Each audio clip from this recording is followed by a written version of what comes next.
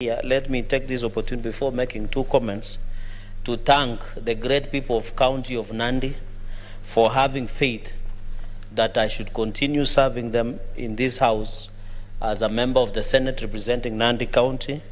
Mr. Speaker, you are aware we have just concluded United Democratic Alliance nominations, which I won by landslide, Mr. Speaker, and I want to thank them for having faith in me. Thank the party leader, Dr. William Ruto, and Kenya Kwanza principals, and also the party of UDA for conducting free, fair, and transparent nominations, Mr. Speaker. Mr. Speaker, I'm happy, and I'm happy quite of our colleagues who are here, Mr. Speaker, have their own ticket. And I'm happy to see my brother, Senator Kinyua, who together we were in one man, one vote. And I am happy he received his ticket yesterday. Mr. Speaker, I want to wish everybody in this house, all members, including yourself, Mr. Speaker, all the best as you pursue God. I'm just wishing the best. They have not said anything. I want also to wish Senator Wambua Kio of Kitui all the best as he seeks for re-election and as he also continue vetting the running mates for the Azimio La Umoja. So I want to wish him, and I believe in his wisdom, and I hope his party leader will appear before him so that we can know what is happening there. And I hope it will be live, Mr. Speaker, like the way we do parliamentary business. There is a point of order from Senator Farhia.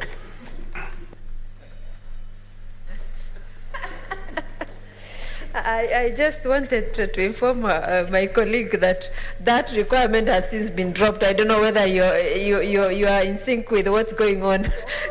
and number two, his party leader has been proposed by KANU. So I think there is headways for him. There's a Senator Wambua. No, he's ahead of you. Then I give you a chance. Yes, Senator Wambua.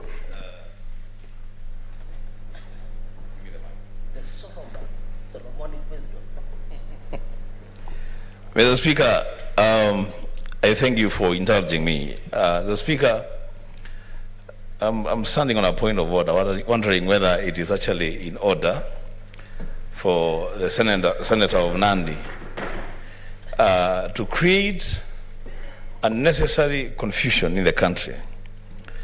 That the Senator of Kitui, Enoch Wambua, who sits in the committee of eminent persons, looking for ways of advising the Right Honorable Raila Amolo Odinga on the choice of his deputy, creating the wrong impression that my party leader, His Excellency Dr. Stephen Kalonzo Musyoka, Senior Counsel, will appear before me for vetting. The Speaker, I want to make it very, very clear to Senator Cheragay and those of like mind that my party leader has made it very, very clear he is not going to be appearing before the panel for vetting, and that matter should just rest there. I thank you, Madam Mr. Speaker. Yes, Senator Cheragay, I want to caution you that to stick to your lane according to standing order. Don't drag non-issues to the House. Comment on relevance. Comment on what you stood to comment on. Those other statements can be made in political rallies or in town hall meetings in your county. So stick to your lane.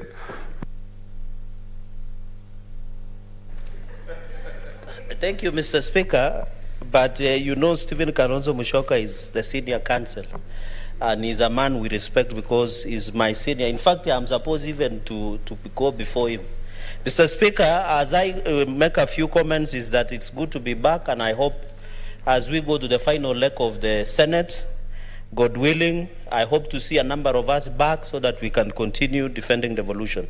Finally, Mr. Speaker, I want to congratulate Senator Msuruve. I think Article 41, Mr. Speaker, is very clear on the issue of Labor Rights and Labor Relations Act that has been enacted before, Mr. Speaker. Every person who works in Kenya has a right to salary, remuneration, emoluments, right, Mr. Speaker, that belongs to every worker in this republic, Mr. Speaker. I saw the president say that there is an increment of 12%. But the price and cost of living of basic commodities are shoot up by 38%, Mr. Speaker. The price of cooking oil is astronomically high as we talk, Mr. Speaker. The price of bread is approaching 65 shillings, Mr. Speaker. In fact, Mr. Speaker, milk, which is produced abundantly in Nandi County, Mr. Speaker, is now unavailable in most of the supermarkets and shops across the country, Mr. Speaker, because of the high cost of living. The problem that laborers face in Kenya, and it was sad that we have turned the issue of labor movement in this country to a more public relations stand. Because in as much as 12% increment to the lower minimum wage, but the price of basic commodities shot up to 38%, Mr. Speaker, continues to earn Kenyans, Mr. Speaker, as we talk today. Most of the laborers in this country cannot take their children to Form 1. I'm told even, Mr. Speaker, and I hope the Education Committee should seize this matter, that in some school, before you are given admission to Form 1, you must pay what we call commitment fee. We want to challenge the CS in charge of education to rein on school heads and principals who take commitment fee of even more than 10,000 shillings, Mr. Speaker. And these are the workers that we are talking about. These are workers that earn 7,000, Mr. Speaker. Some of them are domestic workers. Some of them are house helps. Some of them are maids. Some of them are casual laborers that are being hired by agencies and government and other organizations, Mr. Speaker.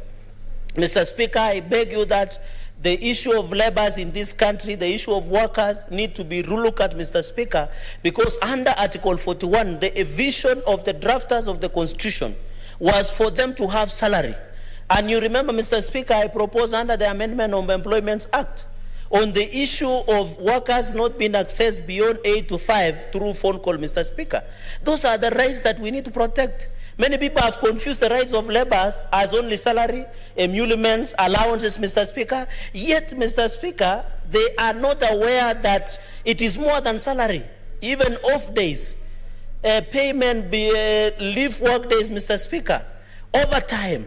And those are some of the proposals that we need to look at, Mr. Speaker, as we go to the future. Mr. Speaker, the second point I want to make is the issue of Salaries and Remuneration Commission. The SRC, under the Constitution, was formed as an advisory body in terms of salary and remuneration and management of workers' allowances under the Constitution, Mr. Speaker. It is very sad that SRC has abrogated itself the powers that does not exist in the Constitution, Mr. Speaker.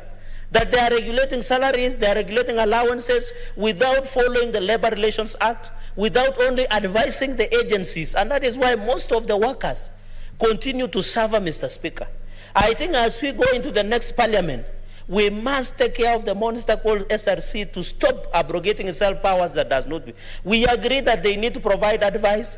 They need to advise how our government should pay workers. We agree our allowances should be paid, but they should not abrogate themselves with those powers. Their work is to maintain advisory, Mr. Speaker, as the SRC. And therefore, we don't want the abolishment or to remove SRC, but we want SRC to stick to their own mandate so that we protect workers, Mr. Speaker. The final point is on the county workers. There is no county, including Wajir, including Nyamira, including Laikipia, including Nandi, that do not have problems with issues of workers.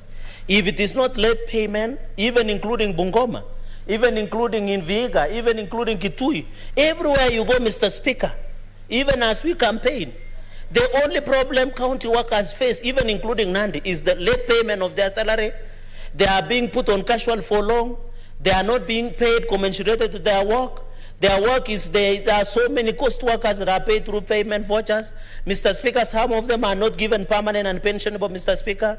You remember here, Mr. Speaker, I brought an issue of casual laborers in Nandi County that had been given in November 2018. Up to now, they have not been given permanent and pensionable. The same scenario occurs also in Bungoma County government, Mr. Speaker. And that is why I hope as the voters in everywhere in our county, Mr. Speaker, including Wajir, as they go back to vote, they must vote to protect the issue of workers, because workers are being treated like doormats in most of their counties. They don't have access to the better remuneration. Even, Mr. Speaker, I was shocked, even in Nandi, for example, the county government has not paid statutory deduction. They don't remunerate the NHIF. So you find county staff going to seek medical attention, either in Eldoret or in Kapsabet or in Nandils or in Kaptumo. Mr. Speaker, when they come up with NHIF card, they are told that the employer, which is Nandi County government, has not remitted their statutory deduction. Mr. Speaker, we must agree to address this issue, and it is not only in Nandi, it is across most of the counties, Mr. Speaker. Therefore, even as we celebrate, Mr. Speaker, the issue of Labor Day and the issue of May Day and the rights for workers, we must, as a Senate going into the future, whether will be our legacy or the future of the Senate, Mr. Speaker, and I'm happy.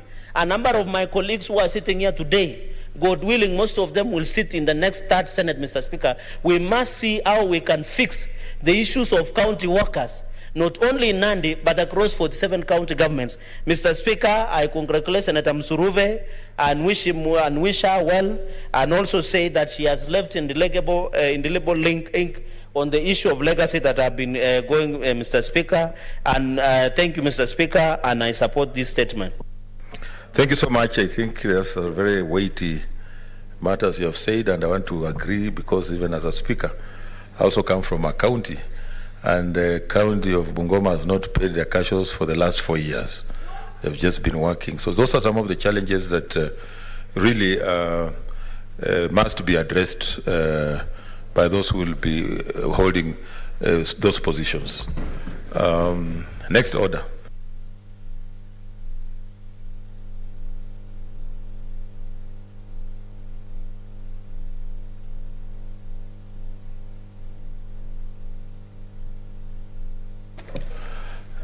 Okay, next order. Statements. And let's start with Senator Msuruve, Standing Committee on Education. No?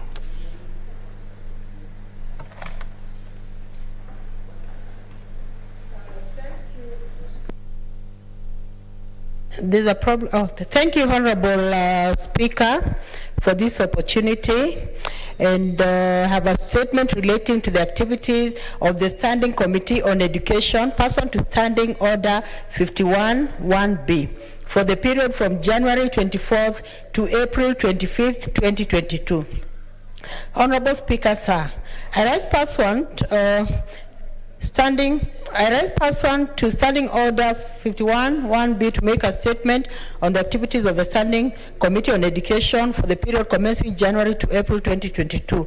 Mr. Speaker, sir, during the period under review, the committee held a total of 25 sittings, during which it considered 1 bill, 11 statements, and 1 public petition, and tabled 2 reports.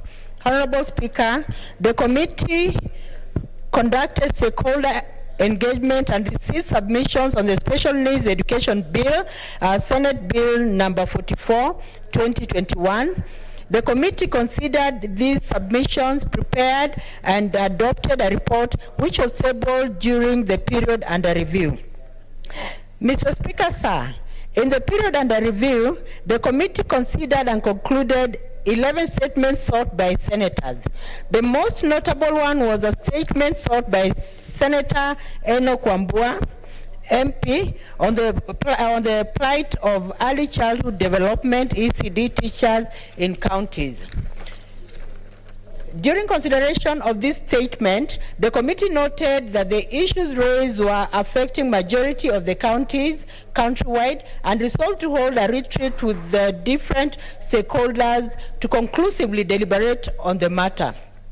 In this regard, following a 1-day retreat with the stakeholders drawn from the Ministry of Education, the Council of Governors, that is COG, the National Treasury, the Teacher Service Commission, and the Salaries and Remuneration Commission, SRC, the committee prepared and tabled its report with actionable recommendations to different stakeholders, both at the national and county governments.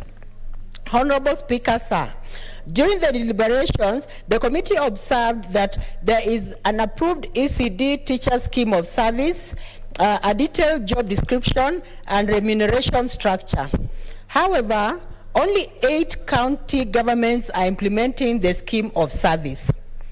Based on the observations made, The committee recommended, amongst others, that the Council of Governors should submit a report to the Senate on the implementation status of the ECD scheme of service in each county, and that the County Public Service Board should review the job description and roles for the ECD teachers and submit a revised report to the Salaries and Remuneration Commission, that is SRC, for job evaluation.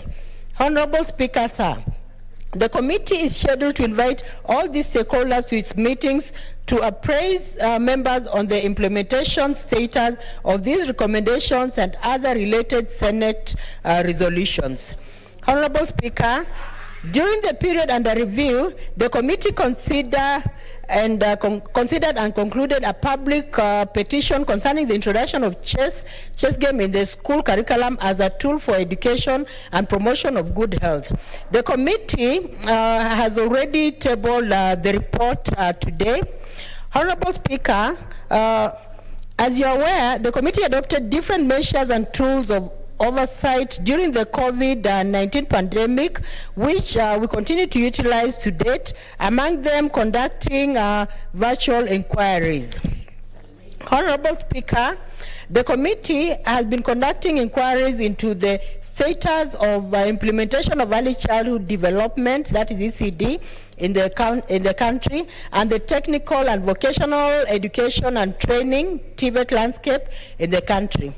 The committee concluded its inquiry on the status of implementation of early childhood development, ECD, in the country after meeting different stakeholders and county governments, both physically and virtually. The report of the committee on this inquiry was considered and is now ready to be tabled within the coming week. The committee will be finalizing on the inquiry into the technical and vocational education and training, that is TVET landscape, in the country, and will be tabling its report before the Senate adjourns Sindai. Honorable Speaker, sir, the committee will continue interacting and engaging closely with the county governments and other education stakeholders in developing and facilitating the development of legal frameworks, policies, and guidelines, and providing oversight in the education sector. In conclusion, I wish to thank your office and the office of the Clerk of the Senate for the continuous support extended to the committee in conducting and executing its mandate. Lastly, I wish to thank the members of the committee for their diligence and contributions during committee activities. I thank you, Honorable Speaker. Thank you, Senator Msuruve. Do we have the Chairperson Standing Committee on Energy? Don't see. Chairperson Standing Committee, Finance and Budget, Senator Farhia.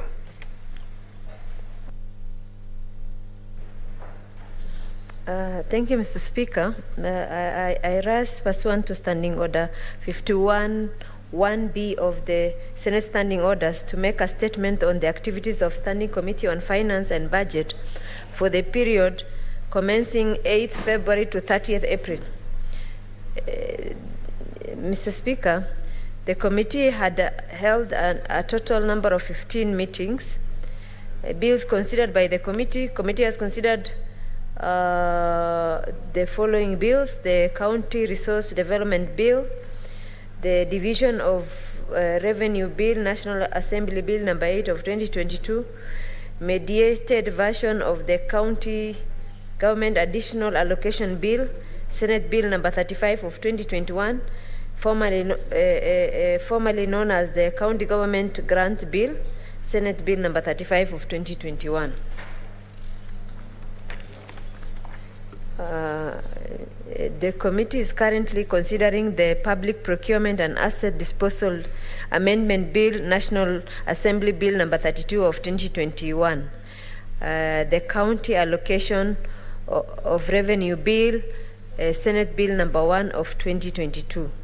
Mr. Speaker, the mediation committee on the county government grant, Senator Cherargei, I want you to listen to this one because this was one of the things you had commented on. The mediated committee on the grants, county government grants bill 2021 held a total of 4 meetings and tabled a report including an agreed version of the bill that was passed by the Senate on Thursday 31st March 2022 and by the National Assembly on Thursday 7th of April 2022. So that bill has been passed by the National Assembly. I just wanted Senator Cherargei to hear that because he had challenged that whether it will ever be passed by the National Assembly. So it has been done so. Mr. Speaker, while deliberating on the bill, the committee held consultative meetings with the following stakeholders: National Treasury and Planning, Commission of Revenue Allocation, the Council of Governors, COG, represented by Laikipia County, and the Controller of Budget. Among the notable recommendations made by the Mediation Committee were: the title of the bill has be changed to the County Government Additional Allocation Bill. The bill be an annual legislation.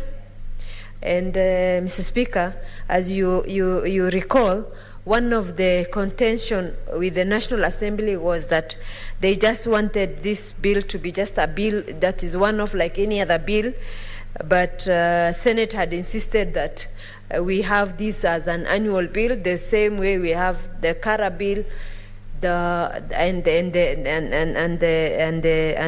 other one of revenue, division of revenue, because grants come on annual basis, and there has to be a budget where the Senate could follow up in terms of what stage are we at the implementation of these grants, and the oversight of the Senate was critical, which had the amendment of the National Assembly been accepted, that would not have been possible, Mr. Speaker, because it was going to be allocated to different ministries, and that was the end of the story. So it was up to us. We were going to fish from each ministries how much was allocated to the county government, even if we wanted to do any oversight of those funds. So I think this was a major achievement by this House to ensure that this bill becomes an annual bill, Mr. Speaker. That's a clarification that I wanted the senators to know, so that at least they appreciate the magnitude of the issues that were being discussed. That the yearly National Treasury should submit to Parliament the County Government Additional Allocation Bill in addition to the Division of the Revenue and County Allocation Revenue Bill.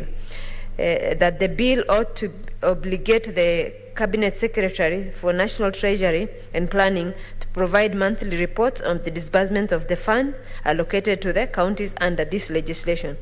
Mr. Speaker, with the approval of the agreed version of the bill by both houses, the legislative instrument enabled the county government to access 39 billion additional allocation earmarked for the financial year 2021-2022. Mr. Speaker, there's also statements that the committee is currently handling, and these are the statement concerning the status of pending bills at both the national and county government that was requested by Senator CPA Farhia Haji MP. The committee received a response from the National Treasury. However, the response was scanty to address the issues raised. The committee requested for additional information from the Office of the Controller of Budget. This information has since been received, and a meeting is scheduled to deliberate on the issues that were raised in this statement. Mr. Speaker, the statement on the award of tender by National Treasury specifically permitted procurement procedures requested by Senator Samson Cherargei MP. The committee has requested for information from National Treasury and Planning. The information is yet to be submitted by the National Treasury. However, the committee is making follow-up to ensure the information is availed. A statement on the status of implementation of provisions of Kenya Deposit Assurance Act 2022 requested by Senator Agnes Mudhama MP. The committee has requested for information from the National Treasury, and the information is yet to be submitted to the committee. The statement on the financial status of the Nairobi City County, which was requested by Senator Johnson Sakaja, MP. The Office of the Governor, Nairobi City County, submitted the information to the committee. The committee will schedule a meeting with the senator to deliberate on the responses received concerning the statement. Another statement that was requested by Senator Johnson Sakaja MP on the operations of Intelligence and Strategic Operations, ISO, Department of the Kenya Revenue Authority, KRA, response to the issues that were raised in the statement. The committee will schedule a meeting with the senator to deliberate on the response received. Mr. Speaker, statement that was requested by Senator Millicent Omanga MP concerning the allegation of unsettled statutory bill deduction for the staff of Nairobi City County. The committee invited the governor for the first meeting on 10th of March to provide information on the statement. The governor failed to attend the meeting and also failed to comply with the committee's request to provide information on the issues that were raised by the statement. The committee extended a second invitation to the governor that was slated for 24th March 2022. The Office of the Governor informed the committee that due to unavoidable circumstances, the governor could not be able to attend the meeting. The governor requested to reschedule the meeting to 14th April 2022.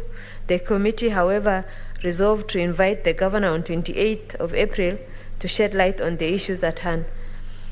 A statement regarding the efficacy of IFMIS to the county government operations requested by Senator Petronila Lokori-Owere, the committee considered response from the National Treasury and found it unsatisfactory. The committee resolved to extensively interrogate this matter. The committee has held meetings with the Controller of Budget, Council of Governors, Auditor General, the Governor of the Central Bank, the Institute of Certified Public Accountant of Kenya, ISPAC, who are the regular users of the system. The committee is scheduled to hold a meeting with the National Treasury and the Ministry of ICT and table a detailed report to the Senate. A statement regarding the unbearable cost of living in the country that was requested by Senator Enoch Wambua, MP. The committee requested for the information from National Treasury. The committee is yet to receive a response. The committee's activities for the next quarter, Mr. Speaker, as follows. Consider the Public Procurement Asset Disposal Amendment Bill, National Assembly Bill number 32 of 2021. Investigation of the efficacy of the IFMIS in the disbursement of funds. Consideration of the county allocation of revenue bill, Senate Bill number 1 of 2022, consideration of county government cash disbursement schedule, consideration of non-submission of county physical strategy paper, CFSP, to the Commission on Revenue Allocation by some counties like Bungoma, Busia, Kakamega, Kiambu, Turkana, Mombasa, Kilifi, Kajiado, Kisumu, Kericho, Elgeyo Marakwet, Vihiga, Wajir, West Pokot, Isiolo, Bomet, Garissa, and Homa Bay. Consideration of the committee's legacy report. I thank you, Mr. Speaker. Thank you. Senator Cherargei, you wanted to contribute?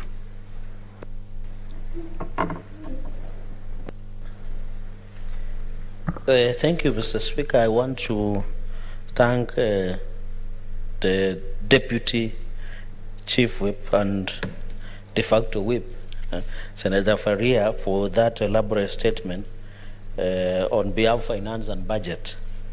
And I want to congratulate the committee and ourselves and the leadership.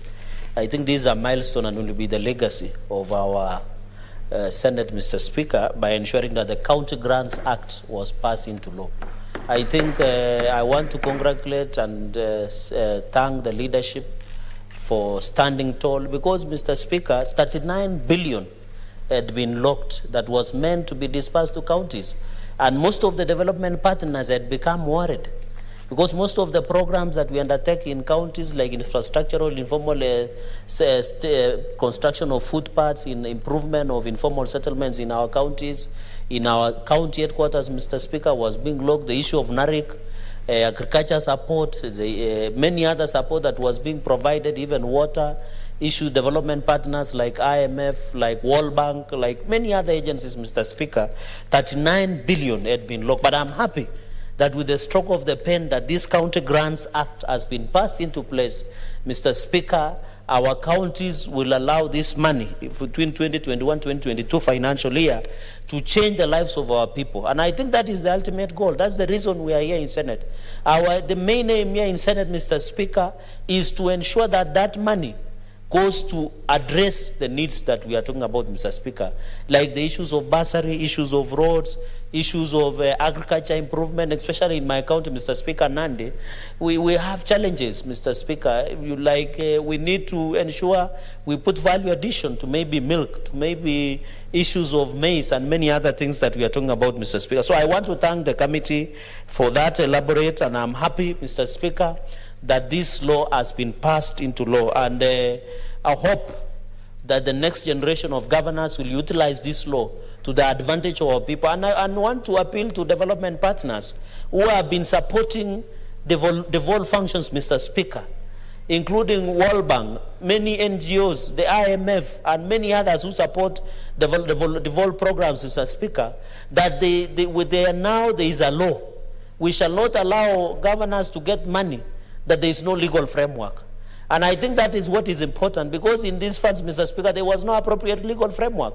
But now the partners can be comfortable that any money that they give to county governments, it will be accountable, it will be transparently used, Mr. Speaker, and ensure for the benefit of our people, Mr. Speaker. Second point I wanted to make, Mr. Speaker, there was a statement I sought about Kiambu. Maybe the committee is here to call me, but I hope Senator Faria will note that, on the misappropriation of funds, allegations of misappropriation of funds in Kiambu County government. I hope Senator Faria will take note of that and take it up. Mr. Speaker, the third point I wanted to make is the disbursement schedule, Mr. Speaker. There was direction from your seat, Mr. Speaker, that every senator must be given monthly disbursement schedule by the Controller of Budget, Mr. Speaker. When that direction was issued by you, it was only effected for a few months, but we have not seen, Mr. Speaker. We need to be supplied with a cash disbursement schedule monthly to every office of the senator, including the great Senator Senior Counsel of Nyamira County, Senator Okongo Mugeni. We need to know how many cash has been disbursed to county government of Nandi in this month, in Nyamira this month, in Wajir this month, in Laikipia, in Bungoma, Mr. Speaker. Every senator has a right, so that when you are doing an oversight, Mr. Speaker, you need to know, Mr. Speaker, that the cash that has been disbursed, for example, for the last 4 years to Nyamira County government, how much was it? So that when Senator Okongo Mugeni goes to Nyamira and tells people, I brought 7 billion, 6 billion, when you go back to when the senator for Bungoma goes back to tell the people of Bungoma for the last 5 years, this is the much I have brought. This is the much that the county government have utilized. Mr. Speaker, I pray and request your office to further order the Controller of Budget to be issuing us just the way they give us audit reports. They need also the way they have been bringing audit reports to the House here. We are given a copy of audit reports of all county governments so that we are efficient in our oversight, Mr. Speaker. And also we need cash disbursement schedule to be given to every senator monthly, Mr. Speaker, and ensure that. Finally, Mr. Speaker, I think the Committee of Budget, Mr. Speaker, need to ensure that during budget making process, Mr. Speaker, there was a lot of push and pull, I think because it is an election year. But going into the next generation of developing budget, Mr. Speaker, we need ample time. You remember we had even to request your time, Mr. Speaker, to console Kamugunji before agreeing on the budget. So I want to challenge Finance and Budget Committee to always be upfront so that senators are well informed that the participation of budgetary making process, where does the Senate give an input, Mr. Speaker? And we are lucky, Mr. Speaker, upon the guidance of you and me being the chair of JLAC, we went to Milimani High Court before Justice Weldon Koriri said, and out of 24 legislation, Mr. Speaker, we got the effect even of number 3 of 2013. They were the division of revenue. In fact, the people who are naysayers, the narcissists, the people who oppose devolution, Mr. Speaker, had wanted us not to participate in division of revenue. And I want to thank Senator Okongo Mugeni, because he was among the gallant members of this House who went to Supreme Court to argue on that case, Mr. Speaker. And therefore, I challenge the Senate Business Cabinet, the Committee on Finance and Budget. They have done a commendable job, but those are a few comments that I can make, and congratulate the committee and wish well the committee, and ensure, Mr. Speaker, all the remaining statements. I don't know what we will do, because I know in June we are supposed to adjourn for the final general elections. I hope the statements that are pending, Mr. Speaker, if there is a way we can ensure these statements are being dealt with before we go to the long recess and allow the third generation of Senate to come in place, can be dealt with. So I congratulate and thank you, Mr. Speaker. Thank you so much. I think you raised an important point addressed to the control of budget. I think it's very, very important for purposes of oversight, just like I did mention last time, that the senators get the disbursement schedule so that they are able to monitor how much money has gone to the counties, and so that the governors can then be held accountable for the cash that has gone there. Because sometimes we get a lot of conflicting statements out there in Barasas, where they're telling people we have not received any money, and yet money has gone, and the Mwananchi has no way of finding out whether money has gone there or not. And those who can do that is this Senate, and that's why we're insisting that a report, a disbursement schedule, be given every month to the senators to be able to monitor and know where the cash is going. The chairperson standing committee on health and ICT have requested that we defer their statements, and therefore the next statement is by the chairperson standing committee on justice, legal affairs and human rights, Senator Mugeni.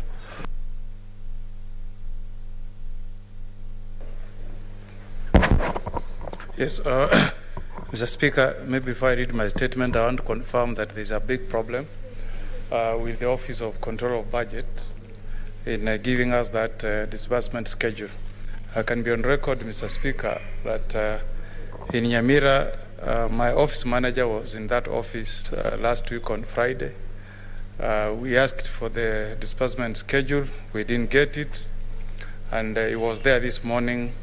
We are yet to get it. And Mr. Speaker, we have a big problem in Nyamira, because the governor of Nyamira, His Excellency Amos Nyaribo, has been giving excuses that he's not able to give out money for bursaries to our poor and deserving students, because he has not received money from the authority from the Office of the Control of Budget. Likewise, Mr. Speaker, as I speak, it's very unfortunate again that in my county of Nyamira, ECD teachers have again gone for several months without salary, and those whose contracts came to an end have not been paid their gratuity. So there is a big problem, and I agree with Senator Cherage that we'll do our oversight role effectively if the Office of Control of Budget can be giving these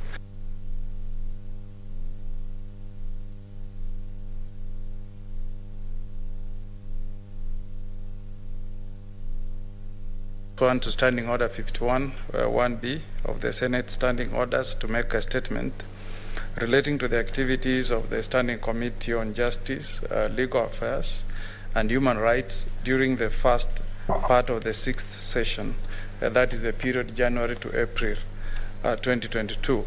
Honorable Speaker, the Standing Committee on Justice, Legal Affairs and Human Rights is established under Standing Order 218-3 of the Standing Orders, and is mandated to, among others, consider all matters relating to constitutional affairs, the organization and administration of law and justice, elections, promotion of principles of leadership, ethics and integrity, agreements, treaties, and conventions, and implementation of the provisions of the Constitution on human rights.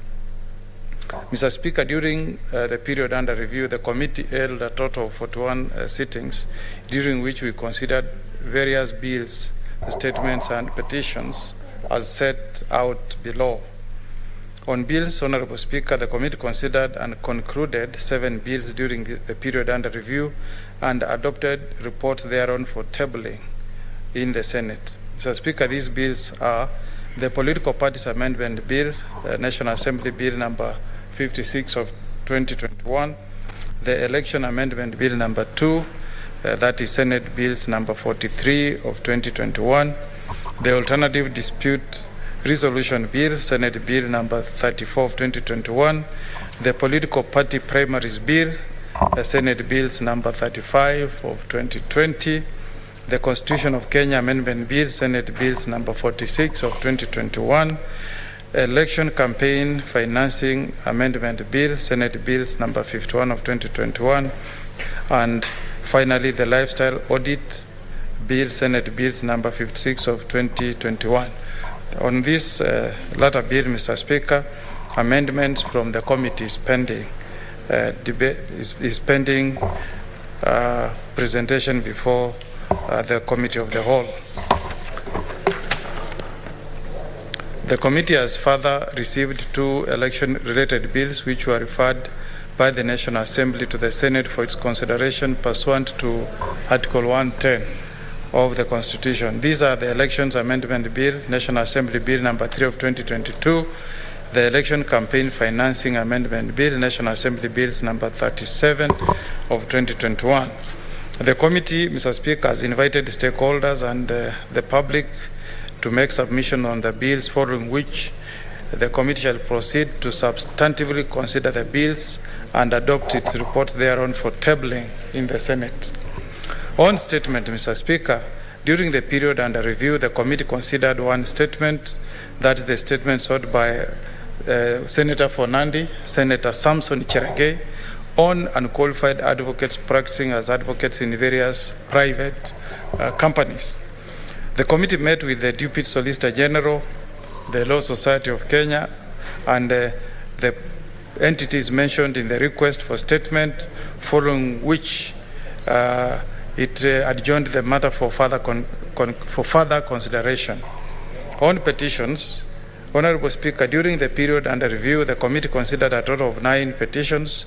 Of these, the committee concluded 7 petitions and adopted the report thereon. These are the petition by Abdallah Suleiman and Elkana Kitur on mass examination failure at the Kenya School of Law, petition by the Kipsigis Community Clan Association on historical injustices against the Kipsigis community by the colonial government, petition by Peter Baringetuny and Titus Chemase on the arbitrary cancellation of Kimorer Dam and the scaling down of Arol Dam in Elgeyo Marakwet County, petition by Kevin Ndo on access to justice under the corona COVID-19 pandemic and the appointment of court reporters, petition by William Amuge Arap Langat regarding alleged unlawful dispossession of parcel of land number Baringo/Pekera 101/178 in Baringo County, petition by Taratisio Ireri Kawe on amendment of various provisions of the Constitution and statutes relating to bail and bond during criminal investigation and prosecutions. And finally, petition by Taratisio Ireri Kawe on amendment to the Constitution and other relevant laws on the election of a deputy president and a deputy governor. Mr. Speaker, that leaves 2 petitions pending before the committee, which we intend to finalize on and table reports later in this month. These petitions are petitioned by Reuben Kibegwa Mageuzi on alleged corruption and mismanagement in the Nyamira County government. The other one, Mr. Speaker, is a petition by Kimutai Arab Chelule and others on the ownership and status of parcel of land number 3977 and 3978 located at the boundary of Kericho and Kisumu counties. Finally, Mr. Speaker, on the litigation handled by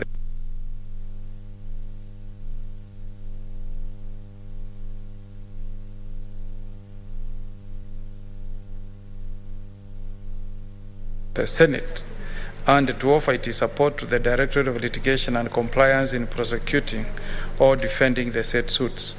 Of note, Mr. Speaker, is Supreme Court petition number 19 in bracket E027 of 2021, the Senate of the Republic of Kenya and others versus the Speaker of the National Assembly, where the Senate has appealed the Court of Appeal judgment to the Supreme Court on the procedure for consideration of bills concerning counties. Mr. Speaker, the legal team representing the Senate has continued to appear before the Supreme Court, and we did appear on the 1st of February 2022, on the 9th of March 2022, and today for mention and taking directions from the Supreme Court. The matter is slated for further mention, Mr. Speaker, on the 23rd of May 2022. The committee, Mr. Speaker, has further considered and approved the Senate submissions for filing, as well as an application for stay of the Court of Appeal judgment, which proceedings are awaiting further directions by the Supreme Court. The committee also continues to monitor the cross appeal filed by the National Assembly at the High Court, being High Court petition number 284 of 2019. In conclusion, Mr. Speaker, I wish, as the chair of the committee, to thank the office of the Speaker for the support accorded to the committee in undertaking its work. The Speaker want to thank the clerk, Charles Munywa, assisted by clerk Miss Purity Omurwa, who have been awesome and incredible in extending technical support to the committee. Mr. Speaker, I also wish to acknowledge the support the committee has received from the office of the clerk. Mr. Speaker, this probably being my last statement under Standing Order 1151B, I also wish to thank the members who served under me, that is Senator Amos Wako, Senior Counsel, Senator James Orengo, Senior Counsel, Senator Mutula Kilonzo, Senator Dulo, Senator Gidhua, Senator Kangata, Senator Sakaja, and my Vice Chairman, Naomi Wako. Mr. Speaker, these members have made a huge difference in the committee. Not only were they able to contribute to our work being done, but they ensured that our work was done well. Mr. Speaker, it has been exciting to work with this team of senators, some of them fairly senior members of society and very senior members of the legal profession, and I wish to thank them for the diligence they exhibited in executing their tasks as members of my committee. The Speaker, I wish to thank the said members and your office, and I wish those who may be seeking re-election success in the forthcoming elections. Thank you, Mr. Speaker. Thank you, Chairman. We also thank you for a good job. Senator Samson Cherargei.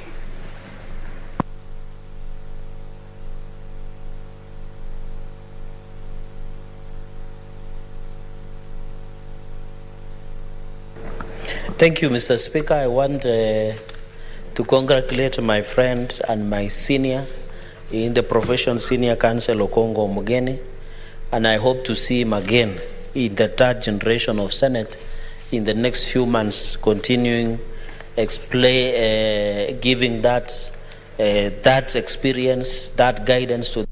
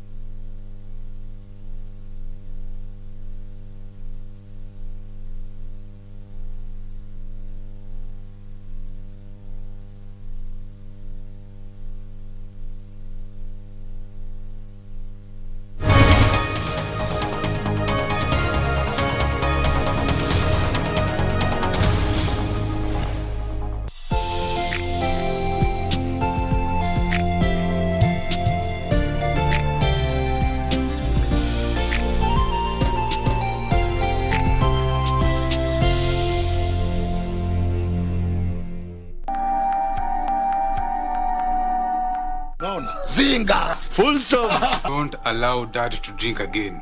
Wewe umekuja juzi tu. Relax. And know your place. Sijui kama ni Mungu ana replace Joyce na huyu kijana. Huyo kijana yake hapati chochote hapa. Hakikisha umemwambia kasikia. Mama Jane, mtafanywa DNA ama mtaconfirm aje? Hakuna haja. Of course, but why now? As in mbona kukuja last year but one? Mimi na umri wangu huu, yale mambo ananipitisha. I'm too old for this, Christine. 1 week is not enough. 2 months. 2 months tutajuana. You will know me better and I will know you very good. Huku si kwako. Udaku haipendi uzembe. Kabla ujiaibishe, chunguza kwanza. Alikuwa anatoka wapi?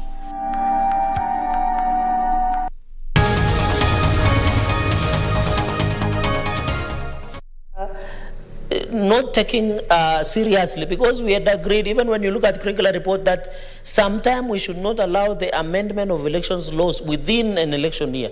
And when the curricular report was written, it was very precise that, Mr. Speaker, within the election year, the issue of elections laws amendment, the issue of appointment of commissioners and reconstitution of IEBC should be done even 24 months or 12 months or even 24 months to build capacity within IEBC, Mr. Speaker.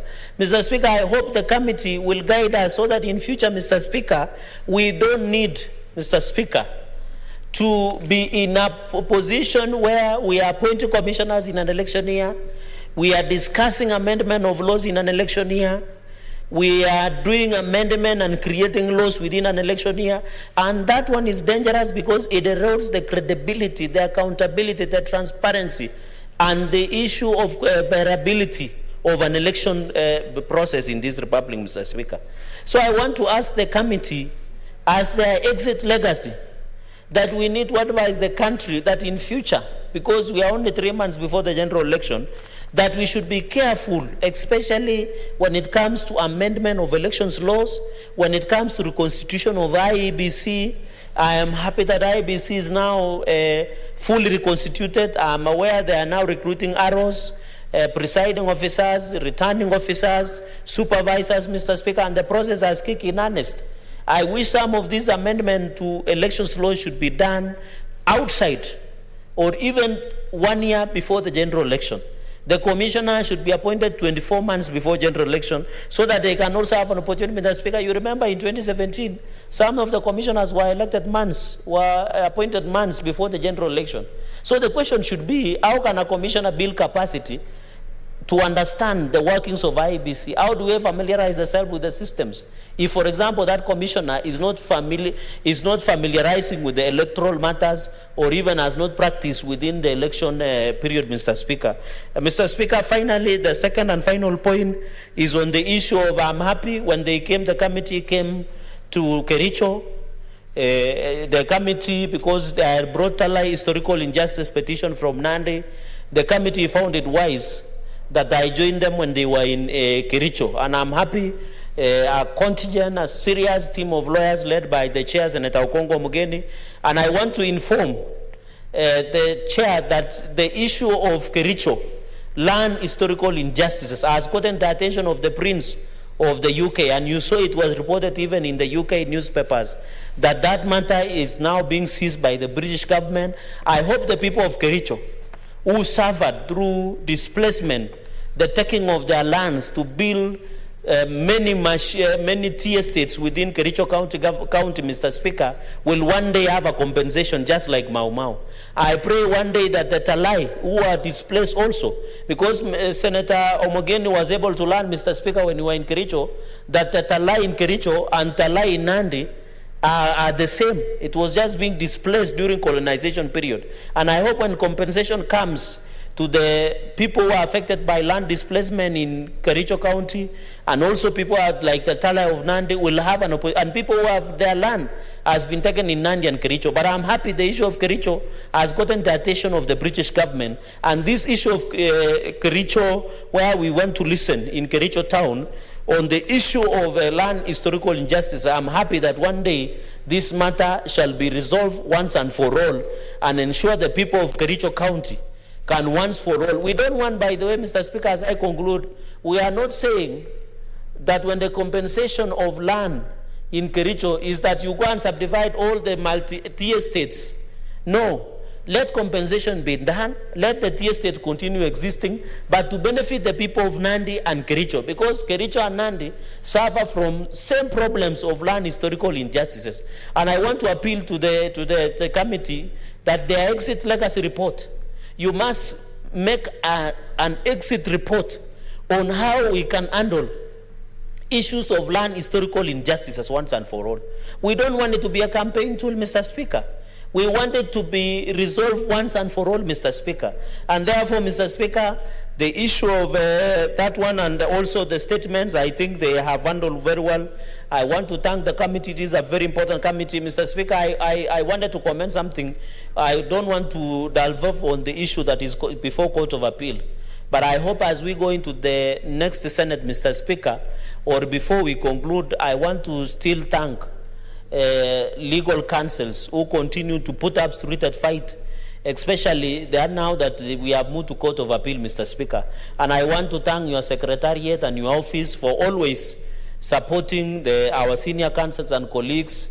And Mr. Speaker, you as truly, I hope when the senior counsel appears, I should also be on record, so that, and by the way, I'm willing to do pro bono for the Senate, because we are doing pro bono for the Senate because of one simple reason: to protect the interest of devolution. We don't want Senate to be a house, a talk shop, the way we have been accused. We don't want Senate to be like, Mr. Speaker, like a house with no teeth to bite. That even when we summon some of the CSS, they say, you don't need to go to Senate because they can't do nothing to you. So I'm willing and be ready to be on record as we move to Court of Appeal to defend this house from the people who want to destroy devolution in this republic. Mr. Speaker, for those many remarks, I thank the committee, wish them well the committee, and congratulate them for the job well done. I want to assure them that going into the future, all the recommendations, Mr. Speaker, God willing, if Dr. William Samoei Kipchirchir Arap Ruto becomes the 5th president, all the recommendations that the Committee of JLAC shall be done, and being one of the Kenya Kwanza people around there will ensure their proposals are passed. Mr. Speaker, I thank you. Thank you. Senator Gertrude Musurve. Thank you, Honorable Speaker, for giving me an opportunity to comment on the report from the Committee of Legal Justice and Legal Affairs. And I want to say, Honorable Speaker, this committee has done a commendable job under the chairmanship of Senator Omogeni. And Omogeni has been very keen about legal issues that come on the floor of this House, and has really followed up to the very end.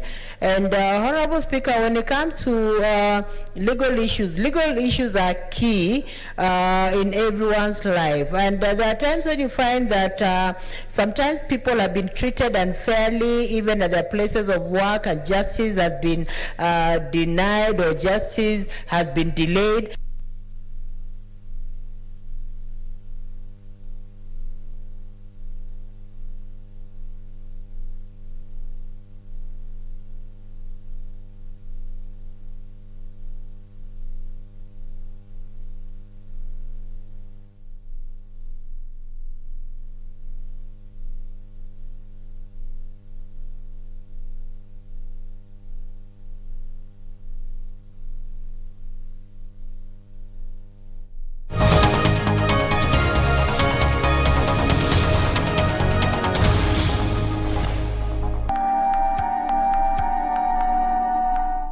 Zinga. Full stop. Don't allow dad to drink again.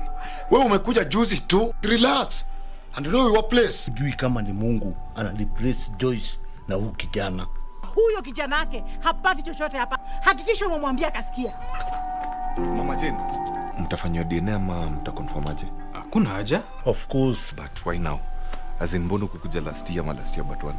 Mimi na umri wangu huu, yale mambo ananipitisha. I'm too old for this, Christine. 1 week is not enough. 2 months.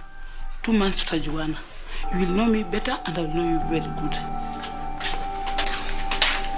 Huku si kwako. Udaku haipendi uzembe. Kabla ujiaibishe, chunguza kwanza. Alikuwa anatoka wapi?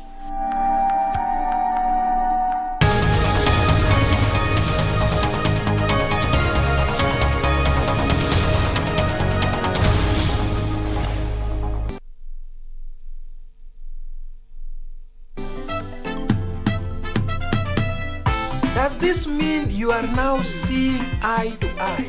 Tito, what kind of acquisition is that? Si wanaonana macho kwa macho. Class, I want to say that Mr. Fritsch and I, we have decided to put our differences aside. You want to be what?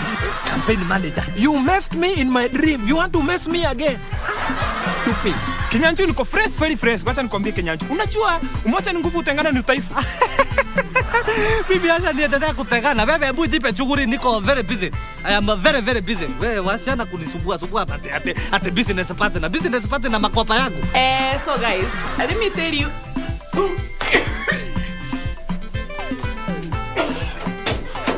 Classmate.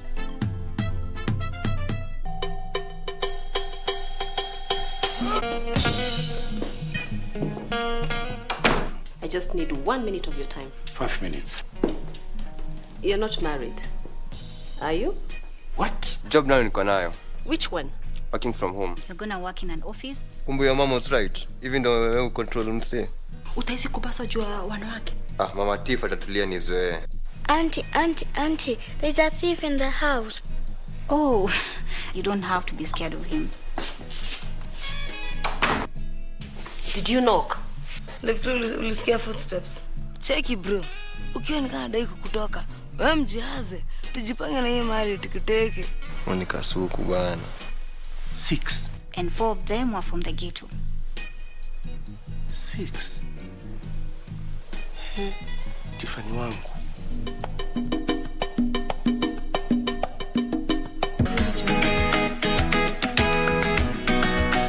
Sasa wewe sijui Jack wako sijui ndio Yusuf wako ndio anafanya usiwe na amani. Kumbe ni nani mwingine? Ndio unajinyongesha hivyo jamani. Brian. Hilo ni swali gani unauliza mgeni wewe? Wewe wafanya nini hapa? Hebu mama, wafanya nini hapa? Basi huyo msichana ndiye alikuwa hapa. After tu umeondoka na yule mgeni. Huyo msichana akaja. Wewe shida yako nini? Mimi ndiye nikuulize wewe shida yako nini gani? Haya. Mbona wakati wote nikija kumuona babako hutaki nimuone?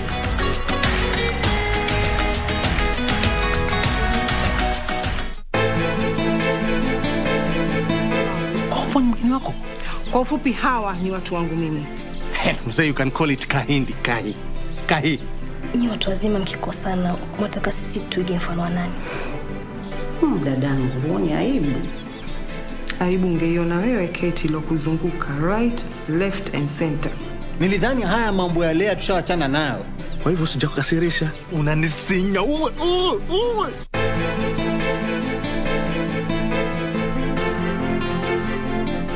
Éramos los que éramos ayer y los que seremos. Gonzalo, wouldn't it be better to end the whole thing once and for all? No. I don't know how he got to the hospital. So, you don't know how he found out? No, I don't know. Nothing. One of the partners of my father was from there. That's him. Yes, that's him. Edgar Almonte Esquero. I'm very sure. Julieta. Yes. Julieta. Mr. Adrian, there's someone to see you. See me? Who? Yes. It's me. I don't like to keep on having debts. You still have a debt with me. You said that you owe me one, right?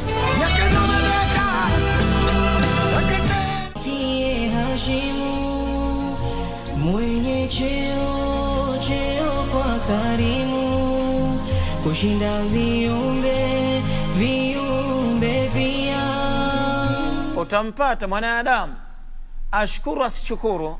Mwenyezi Mungu amempatia nywele, amempatia mikono, amempatia macho, amempatia yani vitu vingi, so many things Allah amempatia free of charge. Yeyote ambaye anataka kulima na kuchuma ndani ya mwezi mtukufu wa Ramadhani, basi ajikurubisha na maamrisho ya Allah subhanahu wa ta'ala na aepukane na makatazo ya Allah subhanahu wa ta'ala.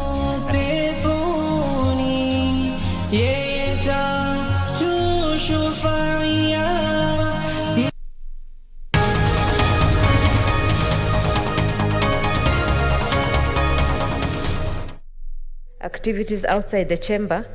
In this respect, I urge that we redouble our efforts and ensure that divisions at the second reading and at the committee of the whole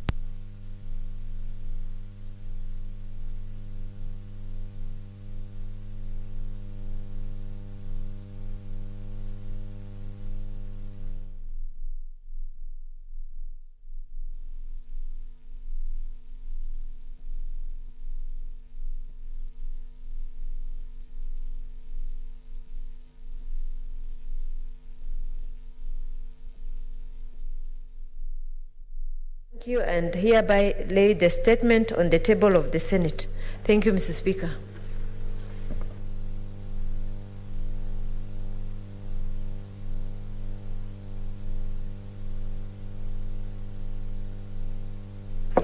Thank you, Majority Leader.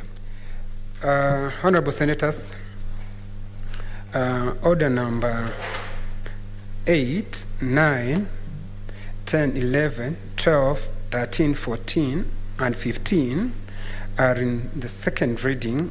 They would require division, and looking, we don't have numbers, so they are deferred. 16 and 17, they are reports of the committee, and still they require division. We don't have enough delegation, so deferred. Order number 18, 19, 20, 21, 22, and 23, and 25, they are in the committee of the whole, so we need division. We don't have numbers. Order number 25, I have gotten request by the member, so it's deferred. Order number 26, 27, 28, and 29, 30, they're in the committee of the whole, and they are all deferred.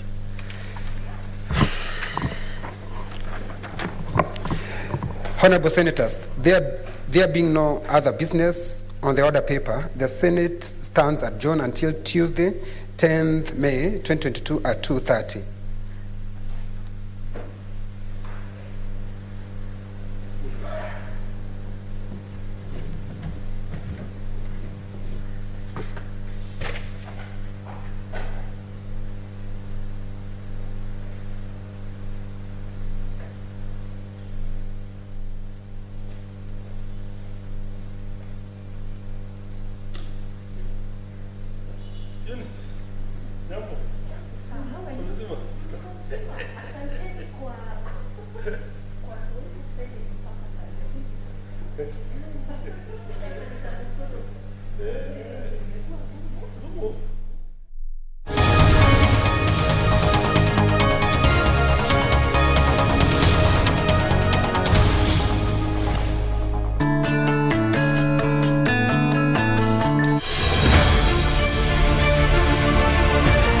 With the certified seed, you will never have bacterial wilt, and you'll also not have a disease called potato cyst nematode.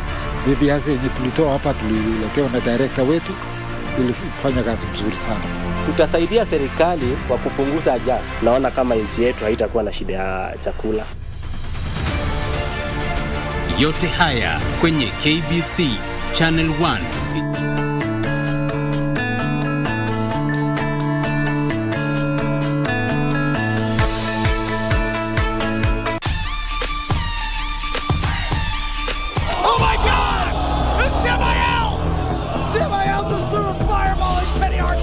You know, Contra, I haven't forgotten about the fire that you threw in my cousin Teddy Hart's eyes. Hart Foundation, your family is littered in tragedy. We're gonna finalize it. Will Smith Jr. stepping up to Contra. What the hell? Who is that? Who's gonna hell of a super kick? It's Pillman. It's Pillman Jr. Hart Foundation.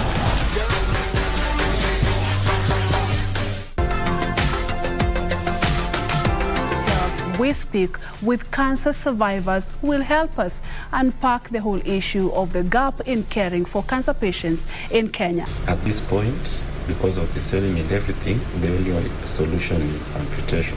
I could go to the bathroom when I'm showering and I look at myself, I have 2 breasts, but then I imagine sooner or later I'll not be having one. My mom was ailing from throat cancer. So at least you are aware that cancer exists. Yes. Yeah.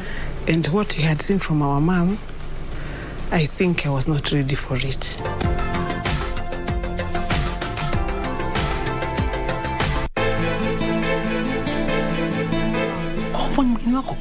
Kwa ufupi hawa ni watu wangu mimi. Mzee, you can call it kahindi, kahi. Ni watu wazima mkikosana, mwataka sisi tuige mfano wa nani?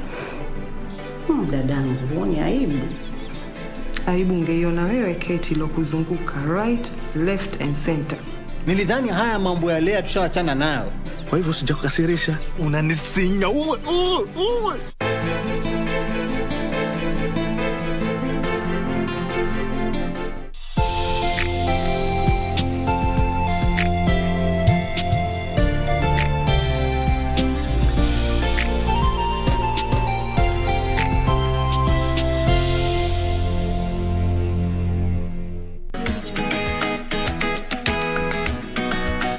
Sasa wewe sijui Jack wako sijui ndio Yusuf wako ndio anafanya usiwe na amani. Kumbe ni nani mwingine? Ndio unajinyongesha hivyo jamani. Brian, hilo ni swali gani unauliza mgeni wewe? Wewe wafanya nini hapa? Hebu mama, wafanya nini hapa?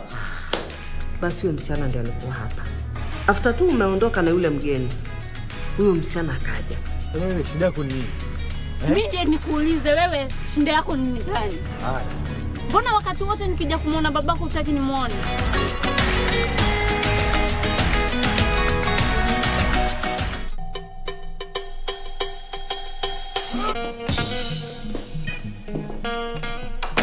I just need 1 minute of your time. 5 minutes. You're not married, are you? What? Job now niko nayo. Which one? Working from home. You're gonna work in an office? Kumbe your mom was right. Even though you control mse. Utaisi kubasa jua wanawake. Mama Tifa atatulia nizoe. Auntie, there's a thief in the house. Oh, you don't have to be scared of him. Did you knock? Ulisikia footsteps. Cheki bro. Ukiwa nikaa dai kukutoka. Wewe mjihaze. Tujipange na hii mali tikiteke. Monica suku bana. 6. And 4 of them were from the ghetto. 6. Tiffany wangu. Kie Hashimu mwenye cheo kwa karimu kushinda viumbe pia. Utampata mwanadamu ashukuru asichukuru. Mwenyezi Mungu amempatia nywele, amempatia mikono, amempatia macho, amempatia yani vitu vingi, so many things Allah amempatia free of charge. Yeyote ambaye anataka kulima na kuchuma ndani ya mwezi mtukufu wa Ramadhani, basi ajikurubishe na maamrisho ya Allah subhanahu wa ta'ala na aepukane na makatazo ya Allah subhanahu wa ta'ala.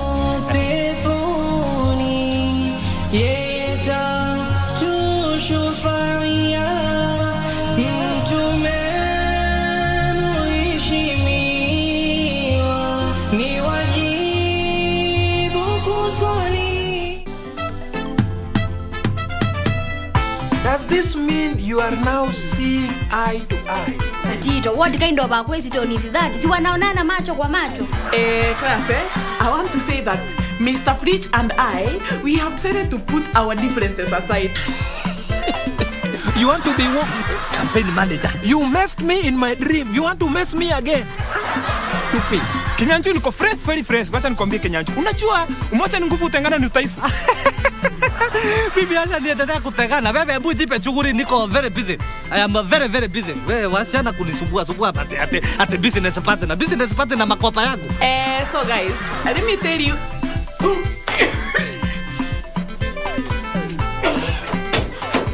Classmate.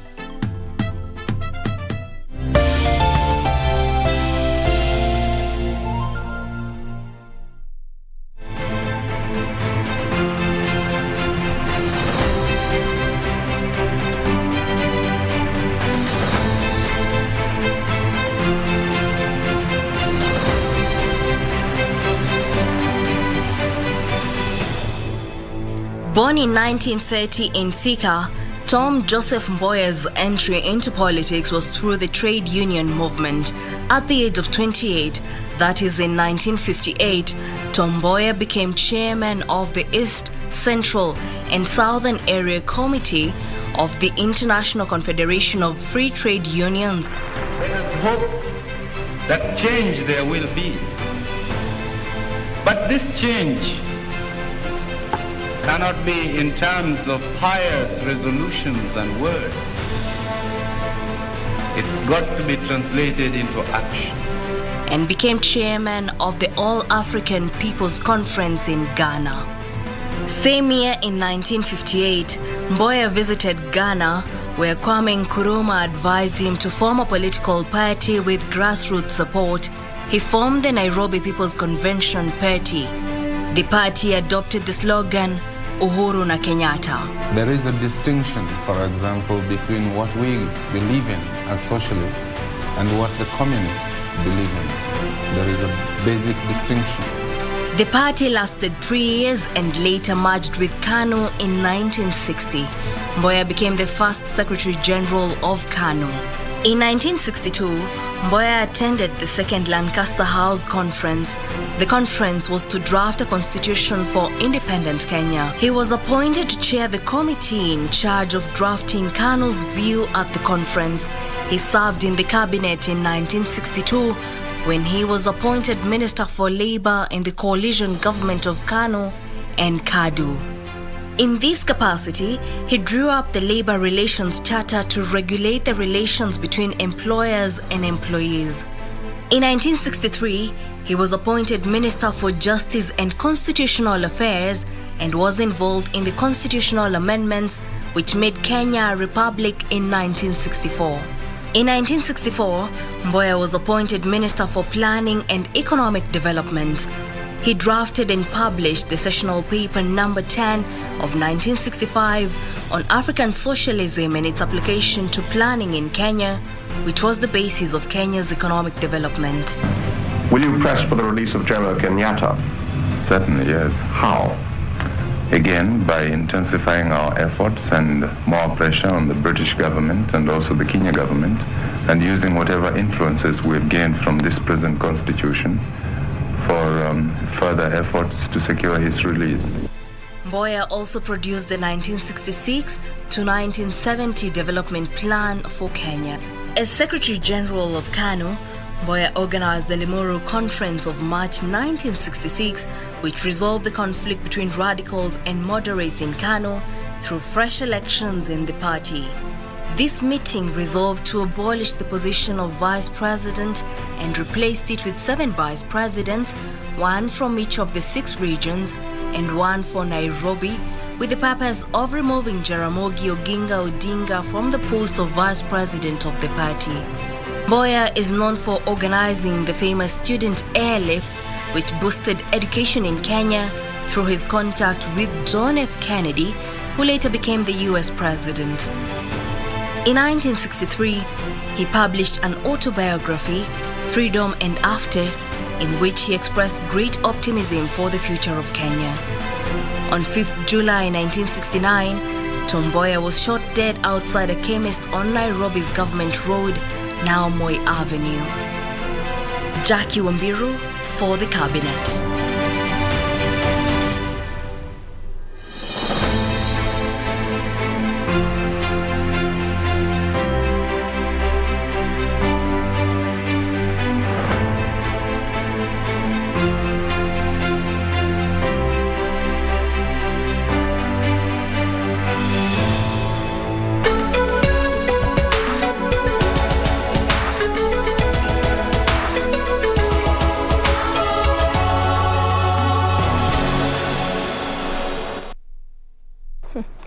Na hujambo mtazamaji popote pale ulipo, karibu sana kwenye kipindi cha Kurunzi Mashinani, ambapo tunazidi tu kukupasha baadhi ya taarifa kabla ya kuletea taarifa kuu ambazo utakuwa unazipata kwa kina mwendo wa saa 1 na vile saa 3. Lakini kwa sasa kunazo tu baadhi ya taarifa ambazo tumekuandalia, hivyo basi na kusihi uungane nasi hadi tamati.